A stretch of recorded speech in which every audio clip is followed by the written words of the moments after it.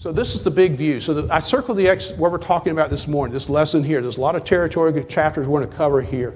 And hopefully we'll learn something through this as we go through it as well.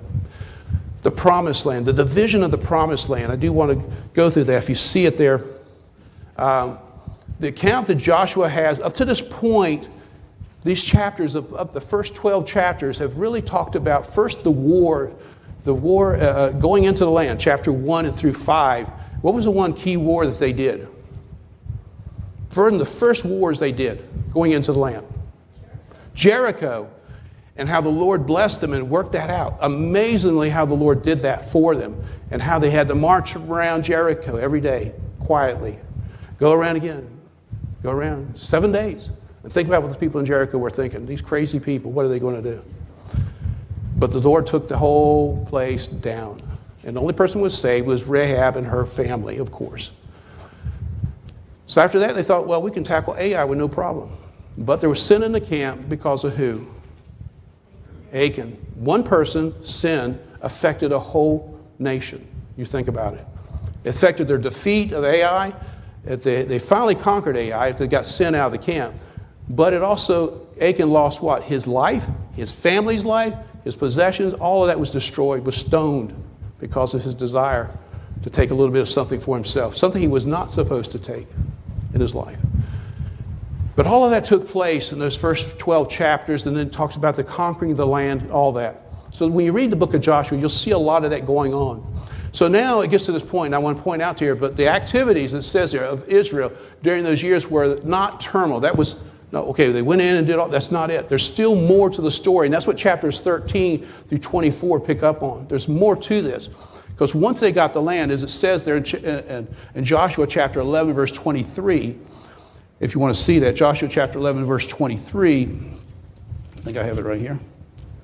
So Joshua took the whole land according to all that the Lord said unto Moses, and Joshua gave it for an inheritance unto Israel according to their divisions by their tribes, and the land rested from war. Now, we talked about that last week, the difference between inheritance and possession. Inheritance is what? It's promised to you, it's given to you. But the possession is, you got to take hold of it. And that's what they had to do. That's what they still had to deal with, taking possession of that. And you'll see that in these next chapters we're going to touch on real briefly here about their possession of some of this land here. Okay, so I broke this down a little bit for you to see. This is what we're going to cover this morning. The first part that you see, Israel divides Canaan. We'll talk about that, chapters 13 through 21.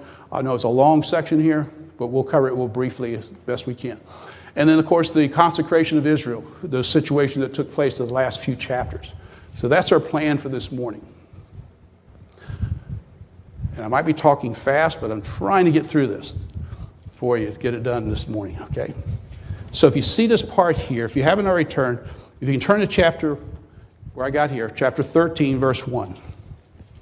Now here, let me turn around this way. Here you're going to see, hopefully you see the map here. There's 2.5 tribes east of the River Jordan. Here's Jordan. These are the tribes over here. There's Manasseh, Gad, and Reuben down here. These 3 tribes over here. Remember, they were on that side. And who gave them that land?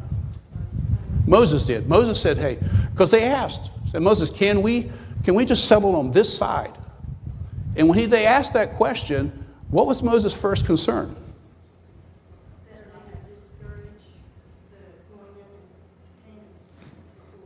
Not to discourage the rest of Israel. Because they still had what? They still had to cross the river and they still had to conquer the rest of the land. But they said what? They said Reuben and Gad and the half-tribe of Manasseh says, we will still go forward and we will still fight. We will leave our families here, but we will go forward and fight. We'll be in the front line if we have to, but we are going to fight with you until every one of our brothers and sisters have their property, have their land. Basically what they said. And they were faithful at doing that, okay? So they were doing that when they crossed over. So they had this part of this property here that was given to them, but it was by Moses allowing them to have this. And the Lord allowed them to have it, really, to have this part here, okay? I know I zipped over that to it. Look at verse 32, chapter 13, verse down 32. Just a reminder here These are the countries. I'm not reading all that because it breaks down to Reuben and all the territory, the cities and all the area, the boundaries and all that. That's what happens here. In verse 15, verse 24 talks about Gad. Verse 29 talks about the half-tribe of Manasseh. It lays out all the area that they get, okay? But look down here at verse 32. These are the countries which Moses did distribute for inheritance in the plains of Moab on the other side of Jordan by Jericho eastward. But unto the tribe of Levi, Moses gave not any inheritance. The Lord God of Israel was their inheritance, as he said unto them. You'll see that a few times in here about Levites. Levites were not given territory, they were given cities. Remember, we'll talk about that later in this lesson, talk about the cities that were given to them and why they were given cities. Joshua 14. Joshua 14, here you see, talks about the division that they took place. Okay, so division's taken place here and shows the divisions of the land to the 9.5 tribes. Now, don't ask me to name all 9.5 tribes because I could not. It'd take me a while to figure it out because I never figured out how to figure it out fast enough to say it all.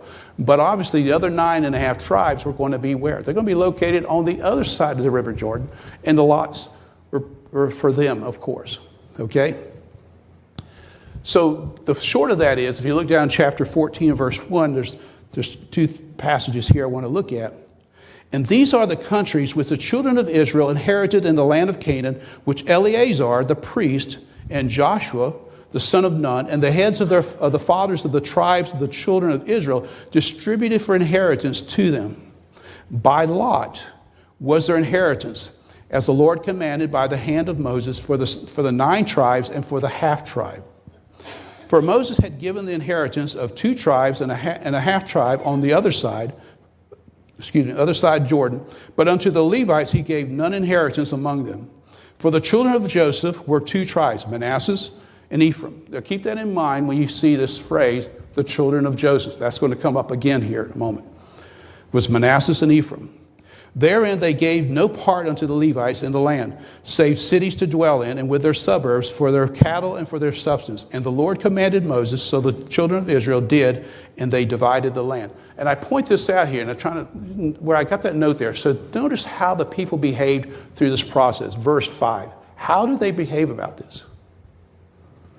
It's a question. How did they behave when they were being allotted these properties, these lands as allotments? How did they behave? I'm sorry?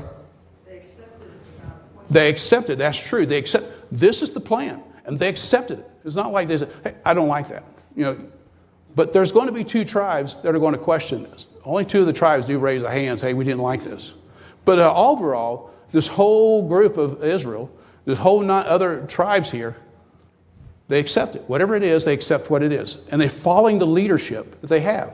The leadership, of course, now is Joshua and Eleazar. Eleazar is the priest, of course. He was the son of Aaron, of course, taking his place. So those are their leaders there, and they're following their direction of their leaders and what the Lord wanted done. Okay? So that's why I'm pointing out here what they did here. Okay? Now moving on, the next section here. The ones who raised the question here. We'll talk about here in a second. But the chapters 15 through 17 addresses the assignments to Judah, Ephraim, and the half-tribe of Manasseh. After these assignments, the children of Joseph, and they are who? Ephraim and Manasseh. They questioned that. They questioned like, our land's not big enough. We didn't get enough.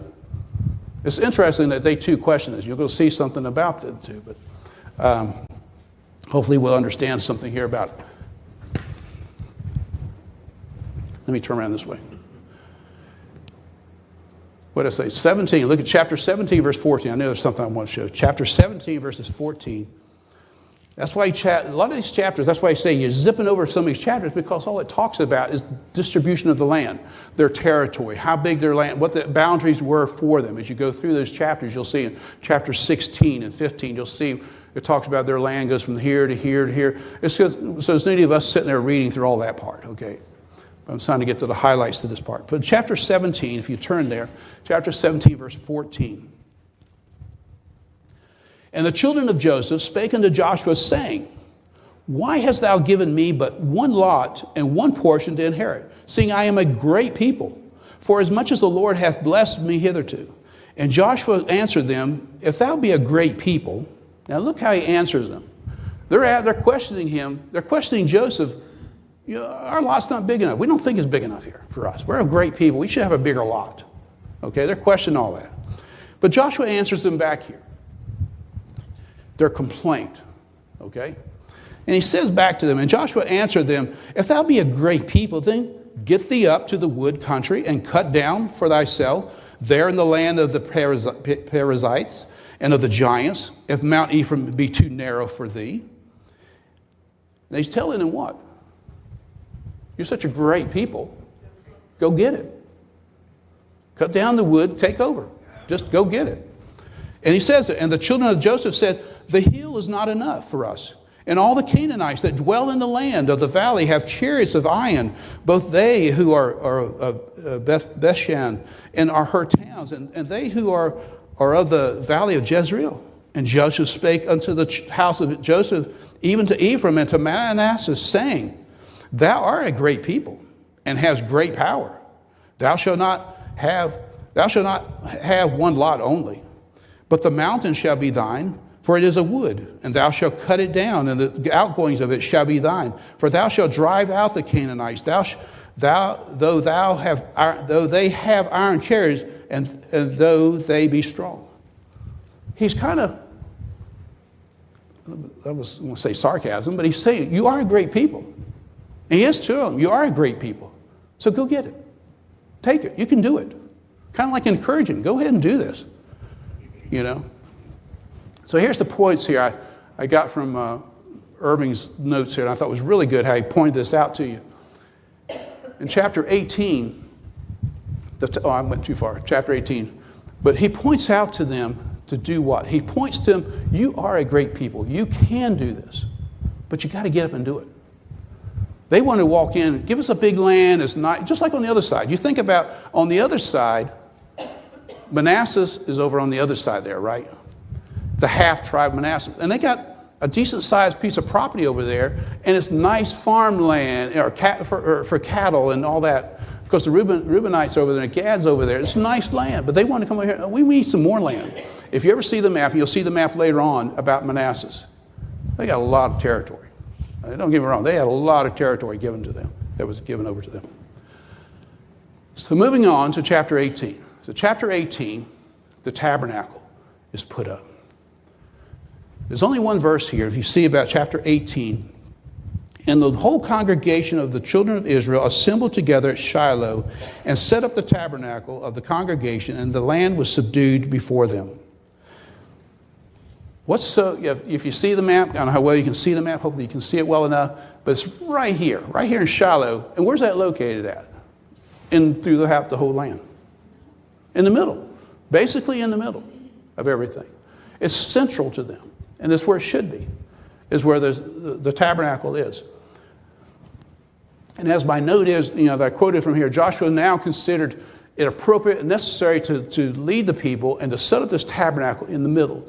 Their focus should be, everything that you have, everything is done is because of the Lord. It's by the Lord's hand that's given to you. In doing so, he was reminding the people, you see the note, that key to the blessedness of their inheritance was putting God first and worshiping him. Not putting the tabernacle way up to the north, not putting it way down to the end, not leaving it on the other side, but putting it right in the middle for them. Okay? The focus is on the Lord. So moving on. I'm going pretty fast on this. We'll get done with this real quicker than I thought. Chapter 20. Still dividing the land, but chapter 20 and 21 addresses these cities. Now, I know we talked about the cities of refuge before, but it brings up again here. It's talked about again here. And I think it's interesting to see these two things here. The cities of refuge again and the Levitical cities. The cities that are given to the Levites. Anybody have any idea how many of the cities of refuge were there? There's a map there. It gives you a hint. Cities of refuge. See the little red dots? There's 6 of them, right? The Levitical cities, the cities that were given, I don't expect you to count all these little red places here, but there's 48 of them given to them, okay? That's laid out for them.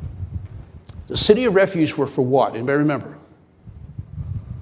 Somebody that committed a crime inadvertently, they go to that city and stay in time's up, and then somebody can give you. Okay. Yes, kind of like that, okay? So I'll give you a little bit of direction here. So let's look at chapter 18 and verse 1 and get a kind of basis here.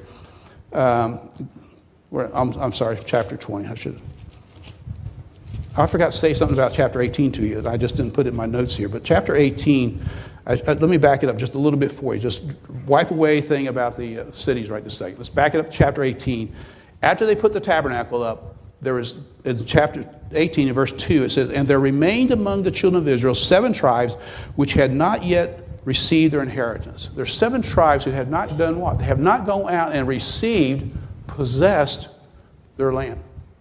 So they come to Moses, and Joshua appoints out of each tribe to send 3 spies in there and go spy it out. Go check it all out, come back and give us a report.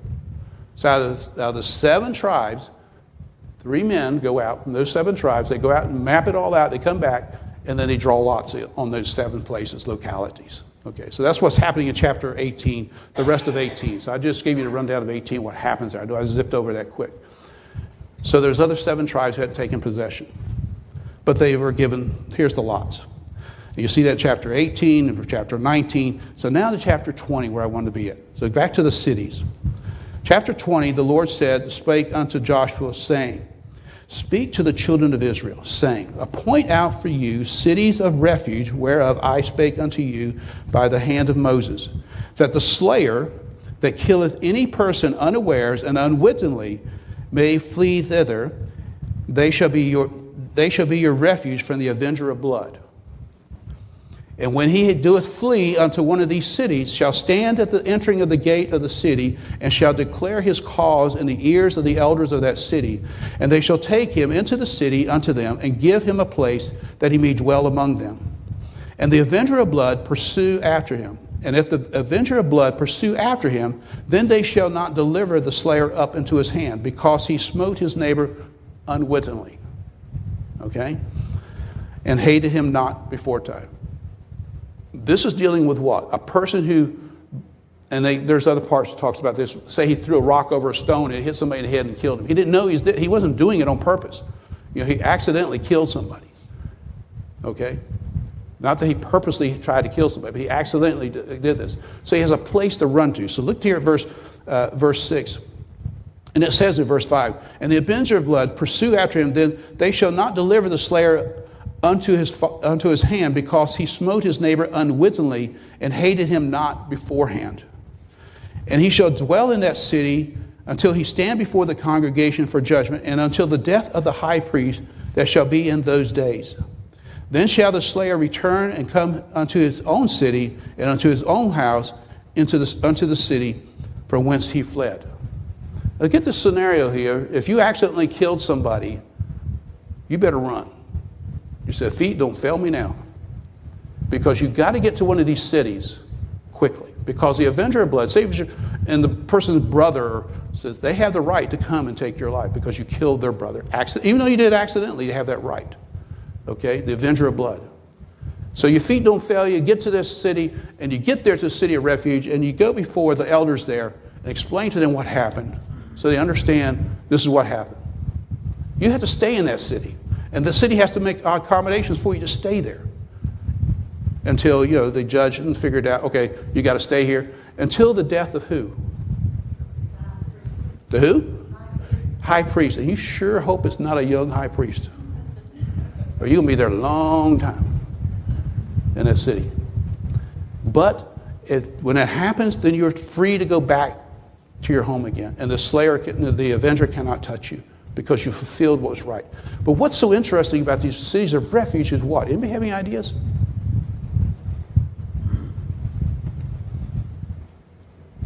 shows the mercy of God. Yes. God's mercy, God's grace, even in this. Taking somebody's life is important.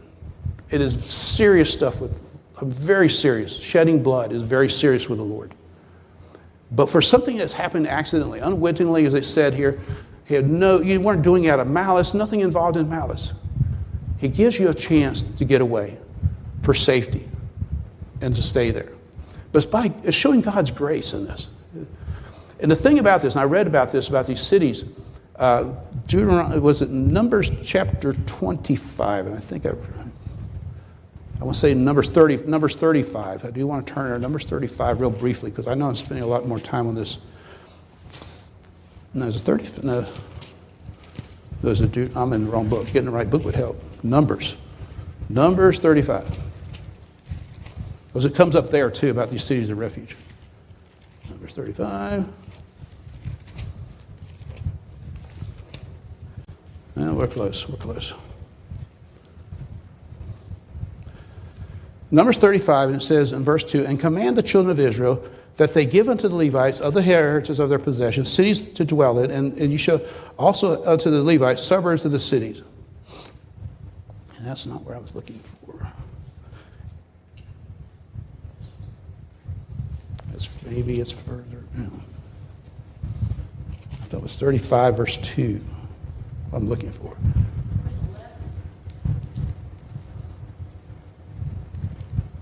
Yeah, verse 11 talks about the cities. Then you shall point unto you, thank you, Sister Irby, unto you cities to be cities of refuge for you, and the slayer may flee thither, which killeth any person at unawares. And they shall be unto you cities for refuge from the avenger, and that the manslayer die not until he stand before the congregation of the city, and of those cities which shall be 6 cities shall be ye have for refuge. And there was this, I can't remember the phrase I was looking for, but there's somewhere where it talks about the road. They had to make a road. Make sure there's a road to the city. Make sure there's a clear path to that city. Because you don't want the person running, which direction do I go? So they know what city they have to run to, and there's a clear path for them to get there, to help them out. The other one is the cities of Levitical cities here. And I got my note here. That by the Levites' ministry. Now, there's 48 cities that are given to the Levites. They're given to them, and their suburbs, all that, to have a possession there. That's all they really got for just to stay. But they're scattered where? They're scattered throughout Israel. And why are they scattered throughout Israel? They're scattered throughout all the tribes. Because these were the representatives to go into the tabernacle, to serve in the tabernacle. That's what the purpose of the Levites was to serve in the tabernacle. And they would travel the roads to go back to this tabernacle on a regular basis, as they had to do so, go back. So they were the presence of spiritual leaders, I guess you want to say, people who know the word and sharing the word. They're scattered throughout the land. Instead of them living way up somewhere in a little area here, you all just live up there. No, they're scattered throughout the land. So the neighbors would see them, and other cities would see that these leaders here, these people who are supposed to be the spiritual leaders, I guess you want to say it here. It's not saying it right, but something like that. And as the note is, the note here I quoted from, they would walking daily in the midst of the people, that they might exalt the covenant and the laws of God. So the people who didn't have, we're blessed to have a book right here, known as the Bible. And we're able to have this and carry it with us. And hopefully we're reading it, not just tossing it to the side. But how blessed we are to have this. You think about those people in those farmlands and all that and those other tribes. They didn't have, let me go grab the book. Let me go grab the 5 books of Moses right now and just pick up and read it. They didn't have all that to read. They relied on the Levites for all the information that they had for them about serving the Lord. Okay? So that's very important there. So moving on. The other part here, the concentration of Israel by Joshua here. We're going to pick up in chapters 22, and as you see here, the eastern tribes and the great altar controversy. That's what I call it, the great altar controversy. How significant this was for them. So if you look over here, as I don't put it up here. Chapter 22, if you want to turn to chapter 22. Chapter 22, and I'm just going to read this bullet. You can read the bullet too, but just briefly here. The intense action of the first part of the book. First part of the book dealt with what? Chapters 1 through 12 dealt with what? War, war, war. Taking the land, conquering the land, all that. And then we dealt with these other issues that have come up across. Allotting the property, allotting the lots to them, okay? So at the end here, when Joshua appeals for a total commitment and elicits Israel's consecration to God, a heartwarming climax of the years comes to this point here. These last couple of chapters here you're going to see it takes place. But there's an event that's going to take place that's going to challenge them again. Challenge the whole nation that they have to address, they have to look at for all of them. Joshua chapter 2, verse 9, 22 and verse 9.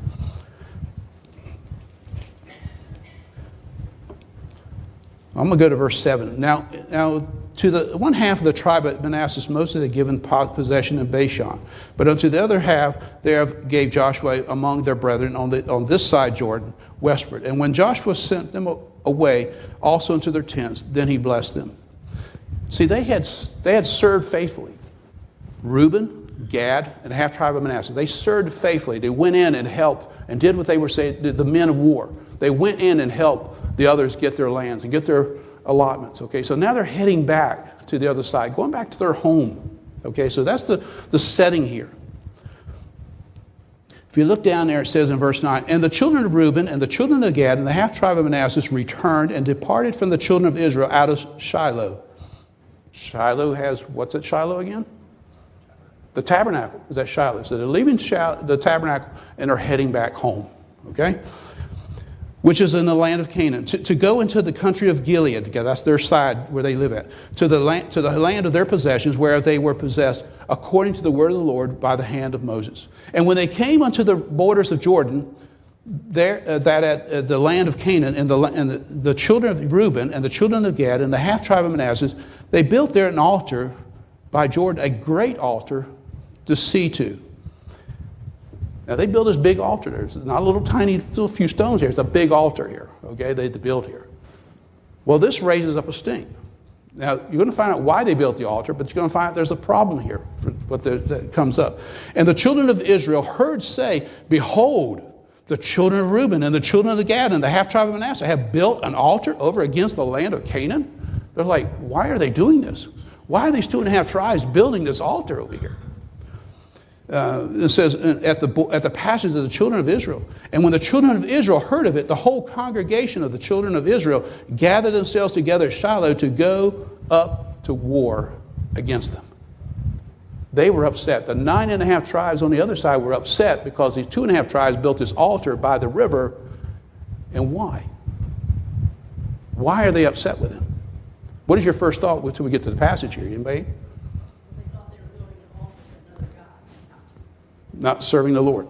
Because they just left Shiloh, they just left the tabernacle, and now they're building this altar here. But they're not building this altar for any of that, for serving sacrifices, any of that. So look down here. Chapter 22 and verse 12. And when the children of Israel heard of it, I talked about that, the war, and that's the verse 18. Go down to 18 and verse 19, or 18 through 20. But then what they also did, they sent Eleazar and some men to go confront them about this whole situation, because Eleazar's trying to hold him back. He doesn't want this civil war to take place. So let's go find out. They go find out the situation. But that you must turn away this day from following the Lord, they're questioning him. And it will be. And seeing you rebel today against the Lord, that tomorrow he will be wroth with the whole congregation of Israel. Notwithstanding, if the land of your possession be unclean, then pass ye over unto the land of the possession of the Lord, wherein the Lord is tabernacle dwelleth, and take possession among us. In other words, the short of it is, if there's something wrong with your land on the other side, you come back over on this side and stay with us. But don't go over there if you're going to separate away from us. If you're choosing, there's something different, you're keeping this division. That's the question to them. You 2.5 tribes, Gad and Reuben and half tribe of Manasseh. If you're going to go over there, there's something wrong, you come back and stay with us. We'll make some room for you here to work it out. And you go down here, it says, and verse 20 is very key to them. Did not Achan, the son of Zebedee, Zariah, commit a trespass in the accursed thing, and wrath fell on the who? All the congregation of Israel. And that man perished not alone in his iniquity. That's what they were concerned about. You 2.5 tribes, you do this, it may impact everybody. Not just you, it's going to impact the whole nation here. Verse 21, then the children of Reuben and the children of Gad and the half-tribe of Manasseh answered and said unto the heads of the thousands of Israel, the Lord God of gods, he knoweth, and Israel, ye shall know it.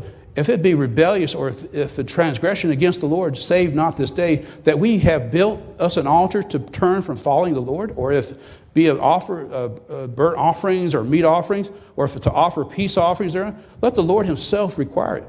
And if we have not rather done it for fear of this thing, saying in time to come, this is why they did it. This is why they built this altar. They're trying to explain to them. This is why we're doing it. In time to come, your children might speak unto our children, saying, what have ye to do with the Lord God of Israel? You're on the other side of the river. What do you got to do over on this side? What do you got to do with us? Verse 25, for the Lord hath made Jordan a border between us and you, and your children, and ye children of Reuben and children of Gad, ye have no part in the Lord, so shall your children make our children cease from fearing the Lord. Therefore we said, let us now prepare us to build us an altar, not for burnt offering, not for sacrifice, but it may be a witness between us. They want it to be a reminder. So everybody understood, just because we're on the other side of the river, we're still part of this nation. We're still part of you. So when our children grow up and your children grow up and they start saying, well, you're on the other side of the tracks. You're not important to us. We don't know who you are. You're on the other side of the railroad track. You're on the other side of the river. And they did this as a witness. So that's the short of that. No, zip through that. They settled it. So they didn't have a civil war. So what I'm trying to get to, they could have almost had a civil war because of misunderstanding. And does that not happen in people's lives? We get a misunderstanding between somebody else. You get all worked up about something until you find out really what the truth is about something. And they stop the war from happening. So moving on. Joshua's farewell. He tells them some things here that I think is interesting to see, his farewell to them in chapter 23, verses 5 through 11. And the Lord your God, he shall expel them from before you and drive them from out of your sight, and you shall possess their land as the Lord your God hath promised unto you. And I'm not going to read all these because you're going to see this in a second here. These bullets here I thought were interesting for us is that God's help. Joshua's trying to point out to them, it's by God's help that you got this land. It's by his hand that you have anything. And also, Israel's part. What is your part? What did God require of them?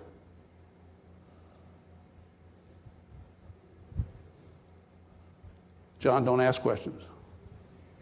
That's what the classes said. Don't ask questions to her.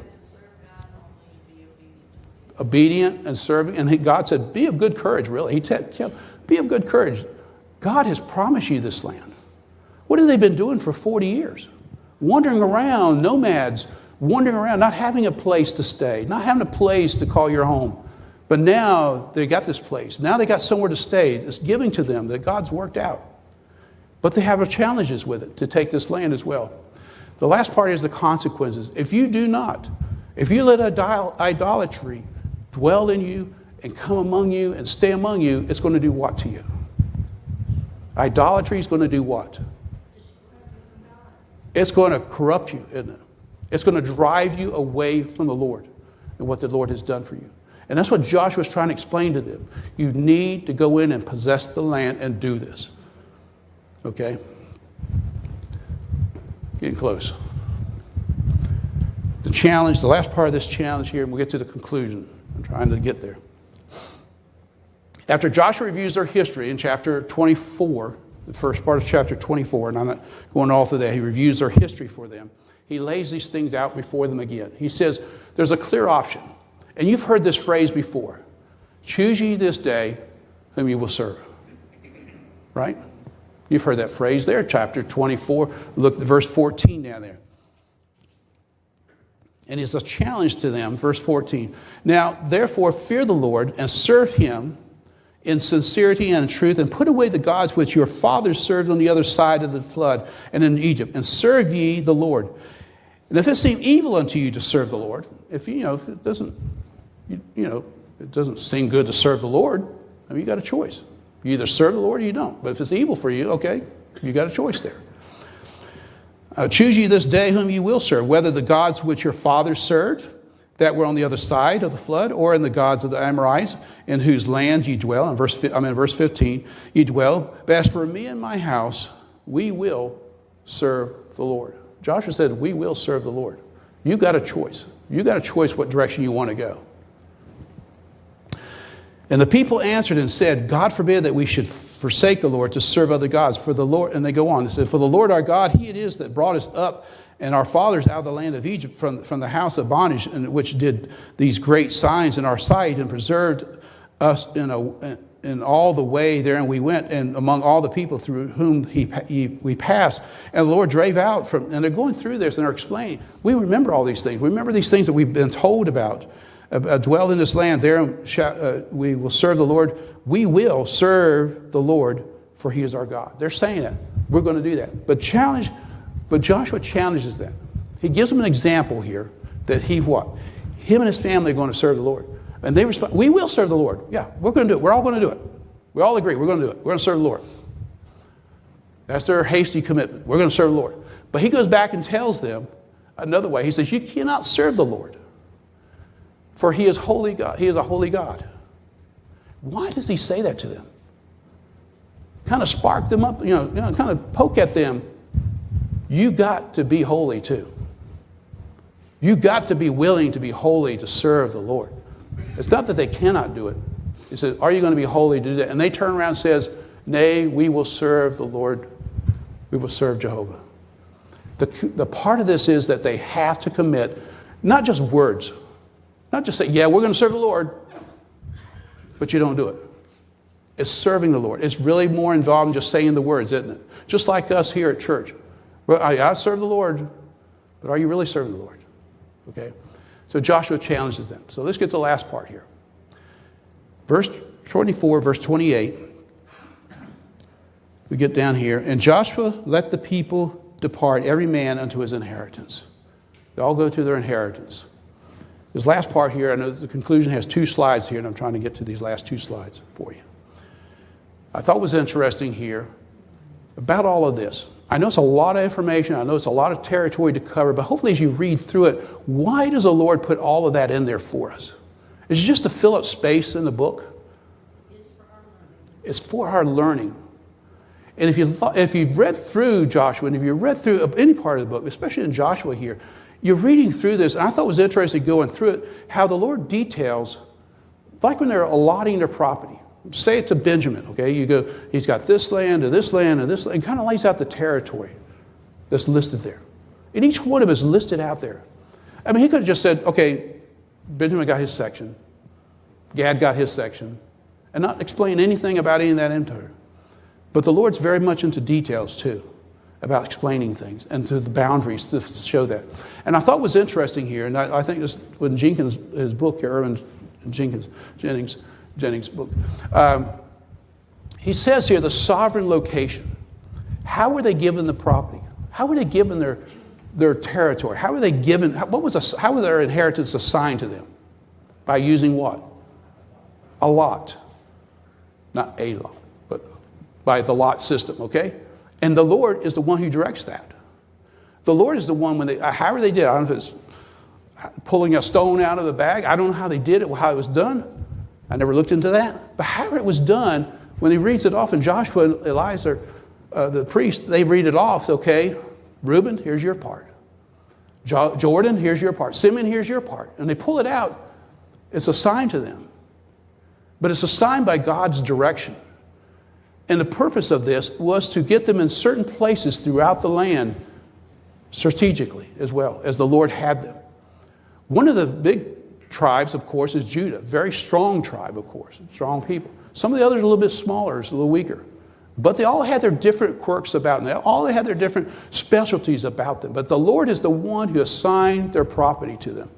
Remember we said earlier, when they were being assigned this, how did they behave with most of them? They accepted it. They accepted it. This is God's plan. Wherever, they probably could look, oh, I like Asher's property over there.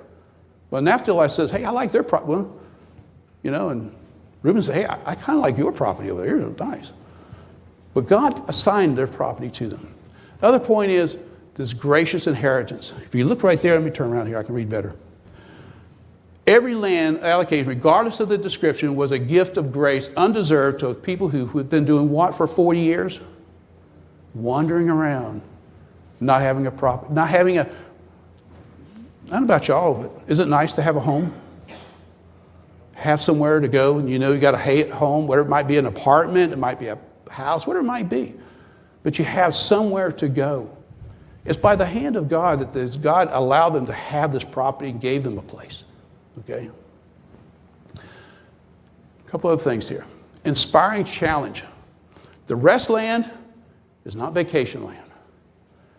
This rest land, as Jennings says in his book, that's why he calls his book about Joshua. It is not vacation land, because what did they have to do? For almost day one, what did they have to do? They had to fight for it. They had to go into possession because there were squatters on the land, basically. Because God had promised. Oh, I got 1 minute. I ain't got no 1 minute. You just forget all that. Tim's giving me the 1 minute deal. They had to move. They had to take the land, right? So the last two bullets here: beauty of diversity. The land is diverse, and all that, and all their skills, all that they had is diverse as well. Strength of unity. Tribes, but they're what? They're one nation. They're one nation. Same thing with us. We're different in this room right here. We're different people, different backgrounds, but we're one church, and should be serving together as one church.